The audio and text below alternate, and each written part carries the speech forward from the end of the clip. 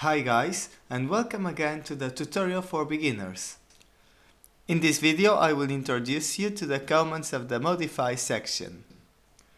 It is very important to learn how to use most of these commands from the beginning. This not only helps you to modify objects, but also to save time when you are drawing. Another thing, when you activate a command of the section Modify, the pointer changes to this shape. Okay, I'm going to start with the most basic commands. They are move, copy and rotate. I will start with the command move. It's very simple. So I will type M or click in the button over there. I will select the objects, press enter. Now I will pick a point, this one for example, and now I click again to put the object in the new position. This time I will move it 500 to the right of the endpoint.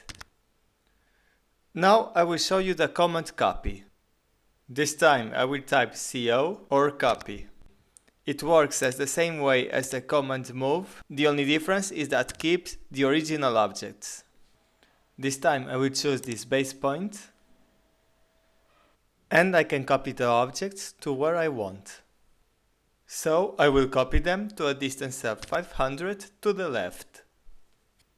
Now I will show you another and very useful way of the copy command. So we will activate the command again, select all the objects, press enter and select a base point. Now if you look to the command bar, it says specify second point or array. So I will type A to activate that, and here I have to enter the number of items to array. I will put 5. Okay, so you can see on the screen that we will have 5 items displayed in a row. And, this is very important, with the same distance between each other. I will specify 2000 for the distance. Okay, finally I'm going to show you the command rotate. So we are going to type RO or rotate. I select the objects and press enter. I'm going to specify a base point, for example this. I can rotate a figure around that point. So I can click somewhere, for example here. Now, imagine that we want to rotate a figure to the position that it was before. So, if we do the same process, now we pick a point, our reference line will not be horizontal this time. And when we place the object, it will not be with precision. This means that we have to use a different way. Okay, we are going to repeat all the process again. And when we have to specify the base point, we are going to type R for reference. So I will pick 2 points for specifying a reference line. The first one will be this, and the second this another. So with this way, I can rotate around this line. And to make it horizontal, just use the polar mode. For example, now it says polar, I can click. As you see, the figure is finally straight. Okay, now I am going to show you a command that I consider very useful. It's offset. The icon is located in this place here. And it's used to create parallel lines and curves, and also concentric circles. I will show you an example with this polyline. Here I want to create an internal polyline with this distance specified as 150. I click on the icon and I will insert 150 for the specified distance. I click on the object and now I click here to offset to the inner side. So here it is. Now I have this line and I want to make multiple parallel lines. I will type O for offset And this time I will specify distance of 200, for example. I click on the line, and now I'm going to type M for multiple. So, with this, I am able to draw parallel lines with a distance of 200 from each other. Now I want to show you the option through in the offset command. I will type O again. Now, instead of typing the distance, I can type through. And with this I can place the parallel line where I want. So I will place the line using some object snap points as my reference. For example, this endpoint. I will also do it where is the top of this window and at the top of the wall. Here. Now that you know how to use offset, you can try it and practice. Now we have an example of offset for an ellipse and an arc. If we have a complex polyline with arcs included, it also works. Now, if we have the same figure but split it in lines and arcs, the offset will be separately. And this is what happens. So if you want it like before, you need to convert the lines to only one polyline. And to learn how to do it, you can click on this link. In this section, I will explain you how to trim objects. So, I have drawn these 3 parallel lines and also these 2 that intersect the others. I want to cut off these sections. And I will do it with the command trim, which I have it there. I will click on the icon, and then I select the objects and type enter. Finally, I click on the parts I want to remove.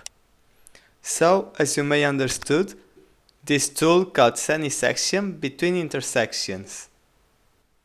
Now, imagine if I want to cut off all these parts of the parallel lines. I activate trim again, and this time I will only select this line and the 3 parallel lines.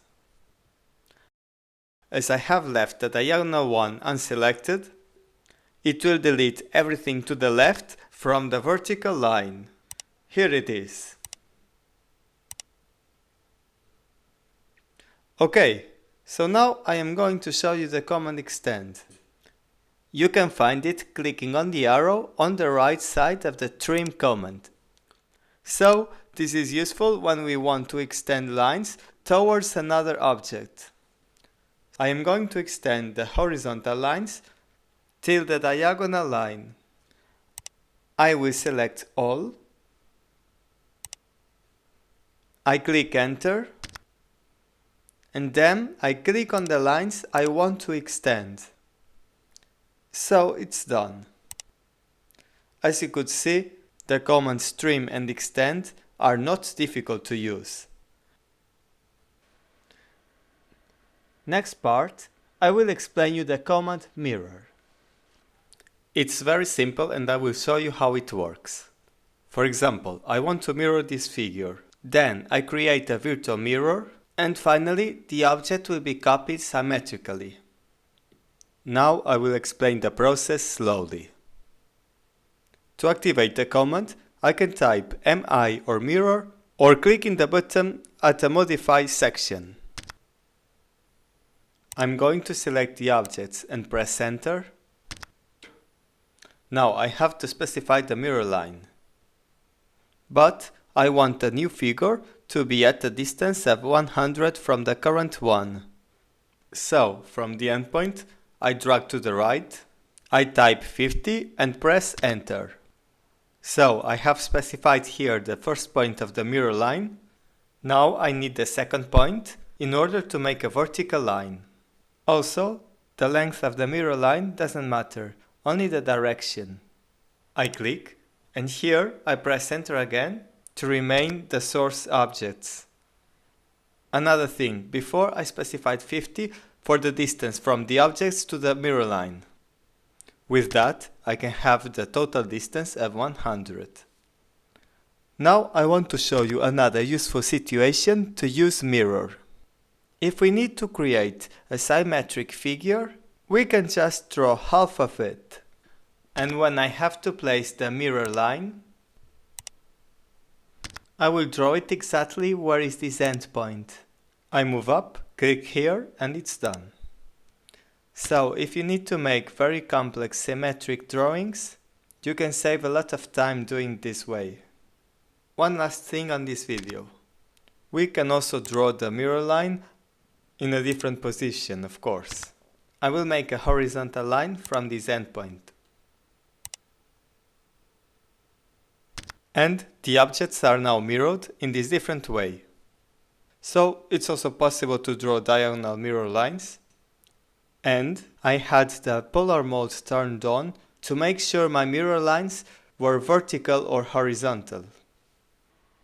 Now I want to explain you the commands fillet and chamfer, which can be used to modify corners, as you can see here. So the command fillet will change the corner to an arc, which I specify typing the radius. The command chamfer will change the corner to a line, which in this case I specify typing the distances from the corner to the intersection. So I will start with the command fillet. Okay, I'm going to draw a rectangle with the command line, and I will specify the dimensions as 100 per 50.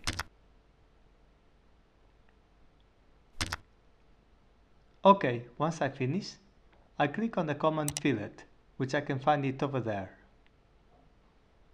Okay, so I will try to convert to an arc this corner. I select this line, and when I select the second line, I realize that no arc was created.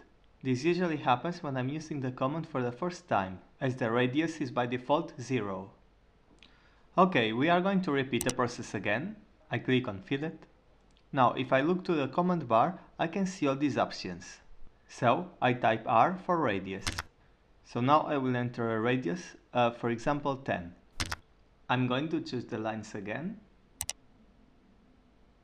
And as you see, I have put in this corner an arc of radius 10. Now I will apply fillet to the other corners. I press enter to activate the command again. Now I select this line and this another, and an arc was created with the same radius. Now I will apply to the corner below, but this time I want to change the radius to 20. I type R and enter 20. Now I select the lines and it's done. In the next part, I will show you how to apply fillet to polylines. So I am drawing the same figure, but this time as a polyline instead of lines. Now that I finish, I type F for fillet, and this time I will enter P for polyline. I enter 10 for the radius, and when I select, it creates arcs for all the corners except this one where I started and finished the polyline. If I want to apply to all the corners in one polyline, I have to type CL to close it. Doing this is like the polyline doesn't have a start and an end point, so the polyline will continue also in this corner. I will use fillet again. And you can see that it's now applied for all the corners. Now I want to show you how to use fillet, keeping the original corner. I activate the command again, and this time I will type T.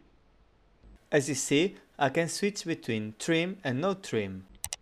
I choose no trim, and when I select the objects, the original is not going to be deleted. If I want to use fillet in several corners in one time, I activate fillet and then I type M for multiple, and I'm able to do the operation for several corners without need to activate the command again. I'm going to show you how to use the command chamfer. It works as the same way as fillet, but the corner will be changed to a line. I will click on the arrow next to the icon fillet and choose chamfer here. Then I will type D for distance. Now, for the distance 1, I will put 10, and for the distance 2, 20, for example. I press enter. Now, for the distance 1 that I put 10, I will choose this line, and for the distance 2, this line here. So, this is how the command chamfer works. Also, like the command fillet, the options trim, multiple and polyline can be used with chamfer. How to use the command scale to change the size of an object. Basically, this is used to increase or decrease the size of a drawing. I recommend you to not use this command for printing purposes. It's better to draw always in a scale 1:1. However, if you need to scale a drawing in order to print it, you can check it in the link above. Okay, to change the scale of a drawing, I will click on the icon in the Modify section, or alternatively, I can type Scale or SC. Now I select the objects I want to scale and press Enter. Then I select the base point, and when I drag the pointer, I realize the rectangle is getting too large. As you see here, at the moment it's using a factor of 35. It means that if I click here, the size of the object will increase 35 times, and without any precision. Due to that, I will insert the scale factor. Okay, going back, I will set it as 2, and the line sizes will change to the double. Now I will type the command distance or di, so I can measure this line. And as you see, the length has changed to 200. Another thing, if this dimension doesn't appear in your workspace, you have to switch on this button that says Dynamic Input, or also press F12. If instead I want to scale my drawing to a smaller size, I have to insert for the scale factor a value under 1. For example, if I insert 0.5, the lines will be shrinked to its half. Now, imagine that I want to change the scale in order to have this line as 135. So I will type the command again. I select everything. Then I choose the base point. Now, if you look to the command bar, there is an option called reference. So I will type ref or R. With this, I will choose 2 points and type the new distance between them that I want. So I choose this as a first point and this as the second point. Now I want this distance to be 350. So it's done, and those are my new distances. Now I will show you another case to use reference with scale, but this time I don't know the distance. I just want the length of this door to be exactly as this basement in order to fit there. Okay, I will do the same procedure as before. I will choose now the base point. Now I will type reference. Like before, I choose the 2 points of my reference. Here it is. Now, instead of typing the distance, I type P for points, and then I choose these 2 points because I want to fit the door here. Okay, now these 2 distances are the same. Finally, I just need to move my door there, and it will fit exactly in that place. So here it is. The last method in this video, I will explain how to stretch this figure to convert into this one, and for that I will use the command stretch. I will type S, or you can also find it in the Modify panel there, and I press Enter. Now I have to select the lines I want to extend and also the end section on the right. But I have to keep these lines unselected because I don't want to move them. After clicking Enter, I will pick this point. And as you see, I can extend the lines. I'm going to type with the keyboard the length that I want to extend. So it's done. Now, if for the same figure I select all the lines except this first one, I will move also the second vertical line.